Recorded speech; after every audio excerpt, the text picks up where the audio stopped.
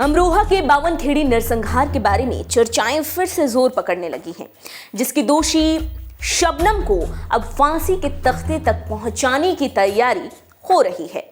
इसी बीच एक चर्चा होने लगी है और एक चर्चा ऐसी है जो जोर पकड़ने लगी है कि आखिर शबनम की फांसी हो जाने के बाद उसके पीछे क्या रह जाएगा और शौकत अली की लाखों की दौलत का वारिस कौन होगा। नमस्कार, आप देख रहे हैं नेरिक न्यूज और मैं हूं आपके साथ पद्माश्री शुभम और अभी लेकर आई हूं मैं शबनम से जुड़ी ये डिटेल कि उसकी कितनी संपत्ति रह जाएगी उसके पीछे, उसकी संपत्ति का क्या होगा, इस बारे में मैं आपको विस्तार से बताऊंगी। लेकिन उससे पहले अगर आपने हमारा चैनल सब्सक्राइब नहीं किया तो जल्द कर लें, बेल आइकॉन दबाना बिल्कुल ना भूलें। वीडियो पसंद आए तो लाइक करें, कमेंट करें और शेयर करें। शौकत अली की संपत्ति का क्या होगा, इस बारे में वकील क्या सोचते हैं और कितनी संपत्ति शबनम के पास होगी, ये सब जानेंगे। दरअसल शबनम की दौलत कितनी है, क्या उसे अपने ही पिता की संपत्ति पर हक होगा, आगे का पूरा प्रोसेस क्या होने वाला है। शबनम के केस में ये इस वक्त सुर्खियों में है।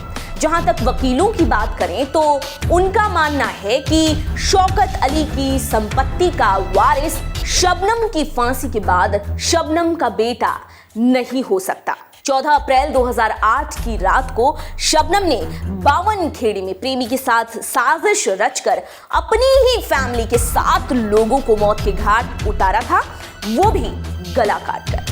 अब शबनम को फांसी देने की तैयारी पूरी कर ली गई है, पूरी उसको लेकर और आगे जो भी बाधाएं आ रही हैं उसको आगे बढ़ाया जा रहा है। वैसे फांसी की तारीख तय नहीं है, पर शबनम के पिता जो कि शौकत अली हैं, शबनम के पिता की दौलत को लेकर कई तरह की कानूनी पहलुओं पर गौर किया जाने लगा है और माना जा रहा है कि स्वर्गीय शौकत अली के पास कीमती बाग और कोठी बनी हुई है। आखिर इनका क्या होगा?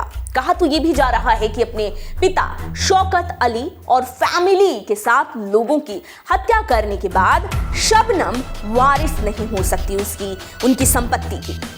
उत्तर प्रदेश राजस्व संहिता 2006 का सेक्शन 114 ग में यह कहा गया है कि अगर कोई शख्स किसी भूमिधर या फिर आसामी को मार डाले या फिर ऐसी हत्या के लिए दुष्प्रेरित करे तो किसी जोत में वो मृतक के हित को उत्तराधिकार में पाने के लिए योग्य नहीं, यानी कि उसकी संपत्ति, उस मृत व्यक्ति की संपत्ति उसको नहीं दी जाएगी।